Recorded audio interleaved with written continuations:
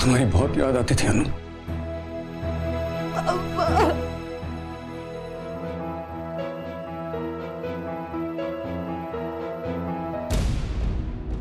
जब भी तुम्हारे बारे में सोचता था तो मेरे मन में बहुत बुरे बुरे ख्याल आते थे।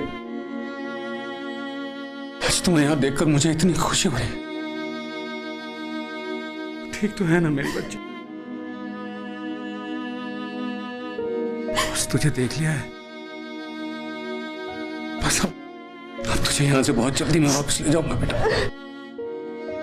अब तू घबराना मत, अब तेरे पापा आ गए ना। आपको पता है पापा, ये सब लोग बोल रहे थे कि आप टकराल के लिए काम करते हो और ये सब। हाँ बेटा, मैं यहाँ काम करता हूँ और तुम चिंता मत करना, सब ठीक हो जाएगा। ये लोग हमारे साथ हैं। These people are with us. ये सब क्यों चल रहा है पापा? कुछ नहीं। Excuse me. Please leave us alone for a few moments, please.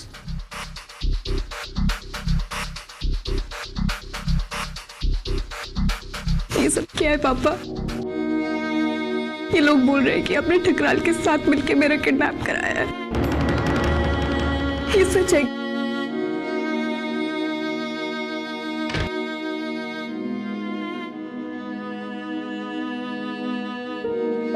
बताओ ना पापा, ये सच नहीं है ना? बेटा, हमारे पास वक्त बिल्कुल नहीं है। मैं तुम्हें यहाँ से ले जाने आया हूँ। सच?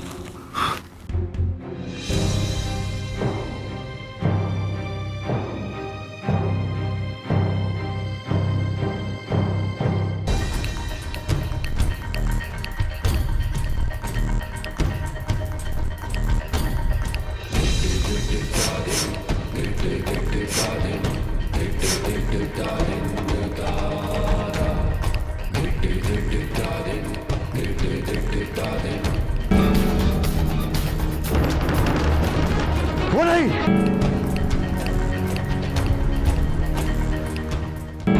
ये ट्रेन कोलकाता जा रही है? हाँ, लगता है आप गलत ट्रेन में चढ़ गई।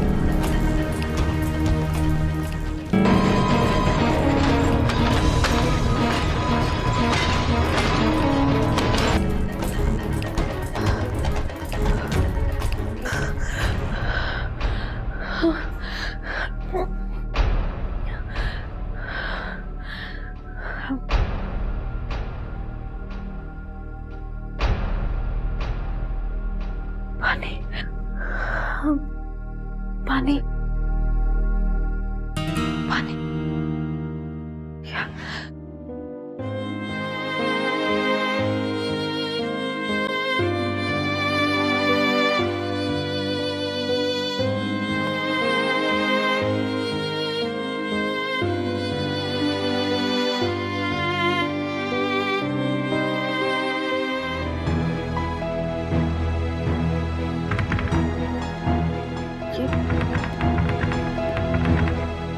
बंद है क्या?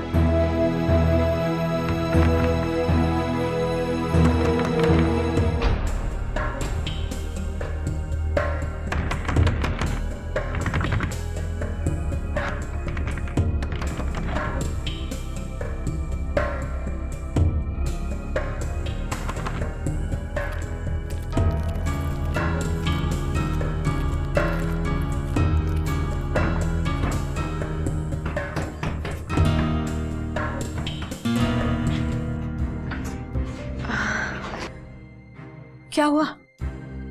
वो शायद मैं अंदर बंद हो गई थी। ये कुंडी अपने आप ही लग गई थी। हाँ, ये कुंडी थोड़ी खराब है। अपने आप जरा सा भी हाथ लग जाए ना तो लग जाती है। माफ करना। नहीं, माफी तो मुझे मांगनी चाहिए। मैंने इतनी रात में आपको जगा दिया। वो असल में मुझे प्यास लगी थी, मैं पानी ढूंढ रही थी। मैं अभी ला कर देती हूँ। वैसे भी मैं भी सोई नहीं थी, अभी आई।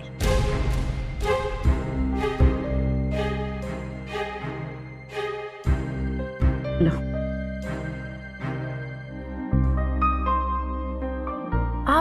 इतनी देर तक जगती हैं? नहीं, न जाने क्यों आज मुझे नींद ही नहीं आ रही थी। बात ऐसी है कि यहाँ कोई आता जाता नहीं है। बहुत दिनों के बाद तुम आई तो खुशी के मारे शायद नींद नहीं आ रही थी। सच बताऊं, मुझे भी नींद नहीं आ रही। अच्छा, चलो तो फिर बैठ के बातें करते हैं। अभी थोड़ी देर में सूर्योदय भी हो जाएगा। हमारे गांव से सूर्योदय बहुत अच्छा दिखता है। और जानती हो ना, सुबह सूर्य को प्रणाम करने से दिन भर तन और मन में शक्ति का संचार होता है। अब 1 मिनट रुकना, मैं शॉल लेके आती हूँ। जी।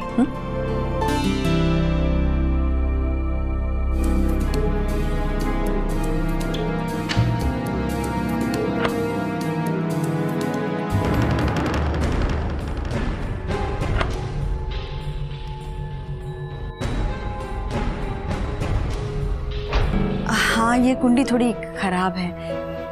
अपने आप जरा सा भी हाथ लग जाए ना तो लग जाती है।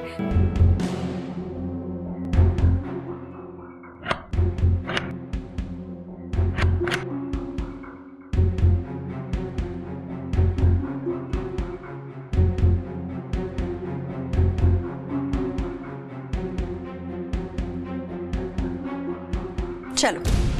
हाँ, क्या सोच रही थी? वो मन्नू ने फोन कर दिया होगा ना पापा को। ओहो, अब सोचो मत, चलो मेरे साथ। हाँ,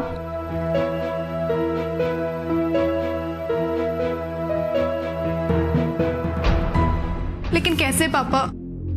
ये लोग इतने दिनों से पुलिस के हाथ नहीं आए और आप कह रहे हो कि चिंता मत करो बेटा, हम निकल जाएंगे। लेकिन कैसे? पता नहीं कैसे, लेकिन मैं कुछ ना कुछ जरूर सोचूंगा।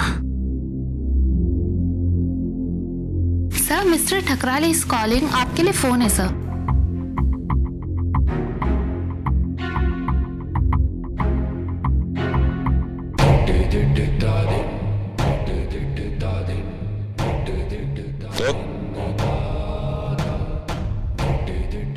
बिछड़ा हुआ बाप अपनी खोई हुई बेटी से मिलकर खुश हुआ कि नहीं? जी मिस्टर ठकराल, बहुत खुश हूं मैं। आपका थैंक यू।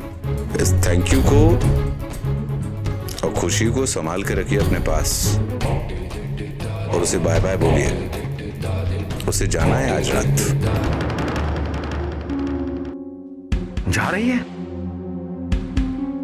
अरे लेकिन कहां?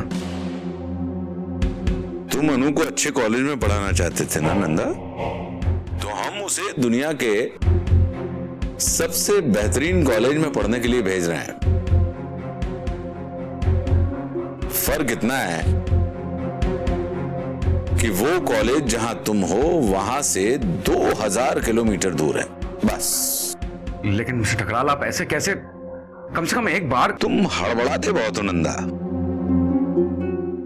यदि ऐसे ही किसी दिन हड़बड़ाहट में गड़बड़ कर भागने की कोशिश की तो? आप जानते हैं मैं ऐसा नहीं करूंगा। संत कबीर ने कहा है कि ऊंचे पानी ना रुके, नीचे ही ठहराए। अर्थात पानी ऊपर से नीचे की तरफ बहता है, ये उसकी फितरत है।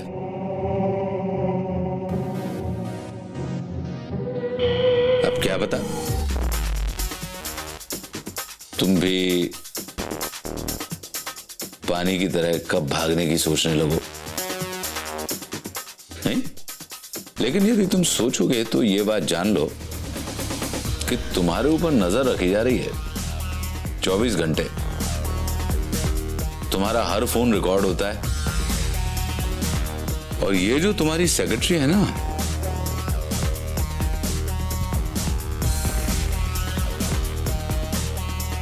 इसे चाहो तो तुम सुंदर कह सकते हो, ये तुम्हारा हर फोन सुनती है। कुल मिला के लुब्बे लुबाब ये है कि भागने की कोशिश मत करना, क्योंकि सफल नहीं हो पाओगे।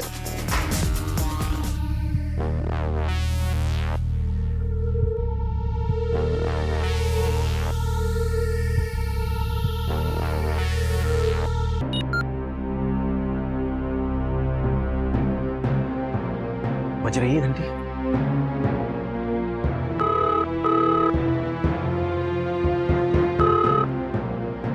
हेलो। हेलो माथुर साहब, मैं रजनी बोल रही हूँ, रजनी नंदा। हाँ हाँ नंदा भाभी, नमस्कार। जी वो कल वरुण ने फोन किया था आपको महिला संस्थाओं के बारे में पूछने के लिए। वो आप कुछ पता देने वाले थे आज। हाँ एक्चुअली भाभी जी बात यह है कि महिला संस्थाओं वाला जो डिपार्टमेंट है उसमें मेरे पहचान के जो लोग थे वो अब निकल चुके हैं। ओह, तो फिर इसलिए मैं माफी चाहूंगा, मैं इस मामले में कुछ खास मदद नहीं कर पाऊंगा।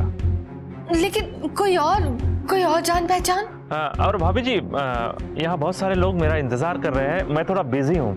हम मिलते हैं ना बाद में इत्मीनान से। हाँ ओके ओके। आपने झूठ क्यों बोला नंदा भाभी से? अरे पता नहीं इन लोगों का क्या माजरा है। अब हम कहाँ मुफ्त में इस झमेले में पड़े, बताओ। अरे इन लोगों को तो ये तक पता नहीं था कि अमर अमेरिका जा चुका है, और वैसे भी ये लोग रचना के मामले में फंस चुके हैं। अब हम इस झमेले में पड़े और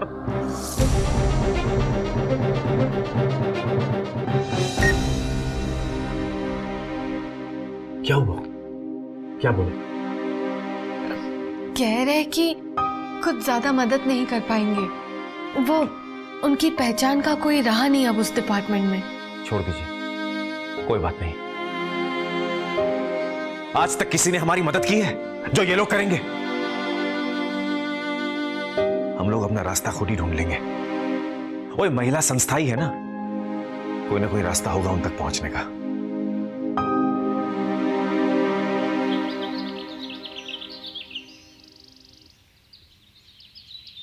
क्यों रचना, कैसा लगा तुम्हें हमारा गांव? बहुत अच्छा है। गांव वालों से मिलोगी तो और अच्छा लगेगा। आओ यहाँ बैठ जाते हैं। जी।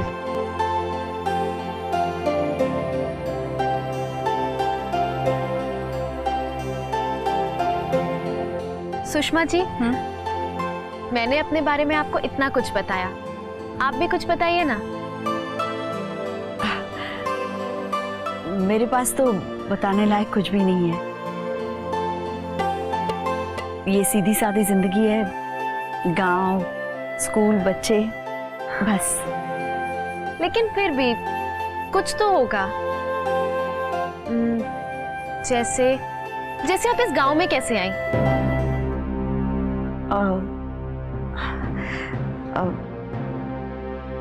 बहुत ही साधारण सा कारण है, बस किस्मत जहां ले आई वहां चली आई। मेरे पास बताने लायक कोई कहानी नहीं है, लेकिन तुम्हारे पास तो कितना कुछ है बताने लायक। इतनी छोटी सी जिंदगी में कितना कुछ देखा है तुमने। वाकई तुम्हारी हिम्मत की तो दाद देनी पड़ेगी। नहीं, मैं तो बस ऐसे ही। नहीं रचना, जैसे तुम बता रही हो उससे साफ जाहिर होता है कि उस क्रूर आदमी के साथ तुमने अनगिनत पाप किए केशव ने।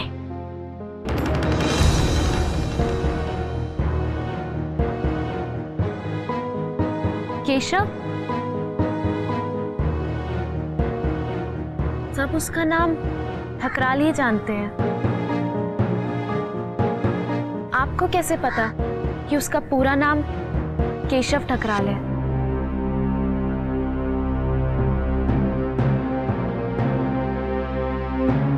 आपने कहा था कि आज के पहले आपने उसका नाम तक नहीं सुना। हाँ, यही कहा था, सही कहा था मैंने। और लेकिन अब जो तुम एक एक चीज बता रही हो तो न जाने कैसे कुछ कुछ याद आने लगा है। मतलब तुम्ही नहीं तो बता कि उसने इतने कांड किए हैं। कहीं कहीं पढ़ा होगा मैंने शायद उसके बारे में।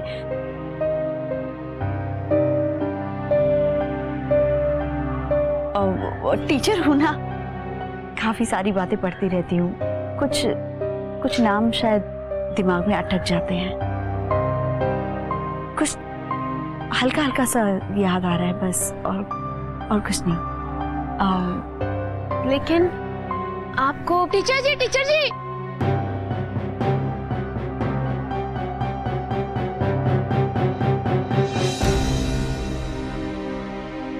नमस्ते टीचर जी। मन्नू, पापा को फोन किया क्या? जी किया था, लेकिन किसी ने फोन उठाया ही नहीं। 3-4 बार किया था। ऐसा कैसे हो सकता है? वो पापा के पास हमेशा फोन रहता है और वो हमेशा अपना फोन उठाते हैं। उस दिन भी पापा के पास था फोन। वो फोन कैसे नहीं उठाएंगे? नहीं, तुमने फोन सही से लगाया ना? नंबर ठीक था? मुझे दिखाओ।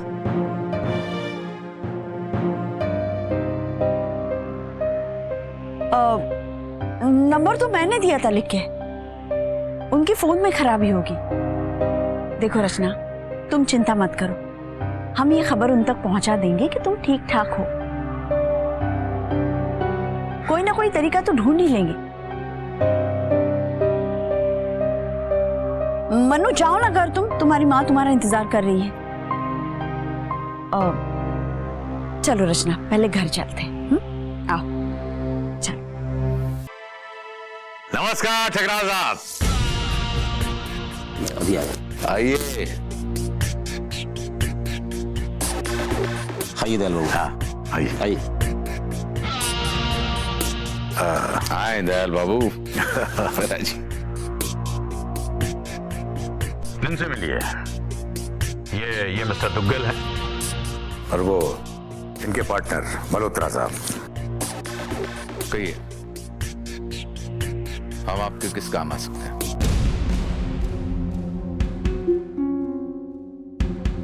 कौन है ये लोग? कौन है ये सब?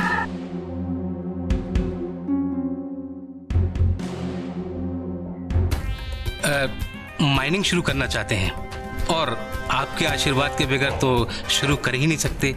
हम चाहते हैं कि आप भी हमारे साथ जुड़ जाए तो बड़ी मेहरबानी। ठीक है, पार्टनरशिप रहेगी आपकी कंपनी में हमारी। 15%। ठकराल साहब, 15%? देखिए ठकराल साहब, ये कोई छोटा मोटा प्रोजेक्ट नहीं है। हमारे साथ और भी कई एनआरआईज हैं। ये कम से कम $50 करोड़ का प्रोजेक्ट है।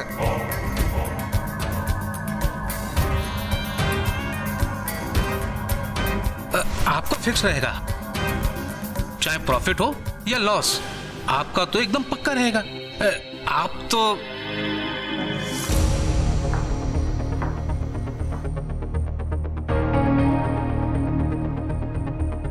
सब बुरे लोग हैं ना, बुरे लोग हैं ना ये।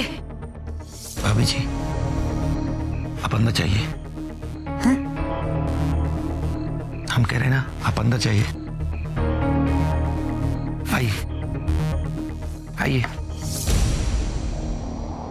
15% से कम नहीं हो सकता। देखिए, बहुत सारे काम होते हैं, कितनी परमिशन लेनी पड़ती है, कितने लीगल मैटर्स होते हैं, सब क्लियर करना पड़ता है। और ठकराल साहब के ऑफिस में बैठे बैठे आपको सब कुछ मिल जाएगा। All legal matters, line to line, एकदम क्लियर, प्रॉपर फाइल। लेकिन आहूजा जी, आप भी जरा सोचिए। ठकराल साहब तो थोड़ी रिक्वेस्ट कीजिए। आप तो जानते हैं कि आजकल मार्केट में कितना कंपटीशन है। वो कहते हैं ना कि गला काट कंपटीशन, तो वो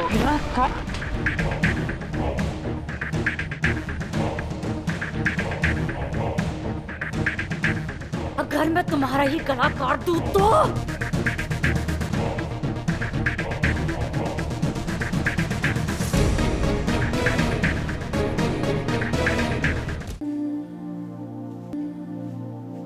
जीवन एक चक्र है। इसके घुमाव में बारी बारी से उतार चढ़ाव आते ही रहते हैं। लोग राजा बनते हैं और फिर गिर जाते हैं। लेकिन अंत में ये कैसे तय होगा कि आपकी जिंदगी का मकसद पूरा हुआ या नहीं? इसका जवाब देने के लिए मुझे संत कबीर के इस दोहे से बेहतर कुछ नहीं समझ आता। कबीरा, जब हम पैदा हुए जग हंसे हम रोए, ऐसी करनी कर चलो हम हंसे जग रोए।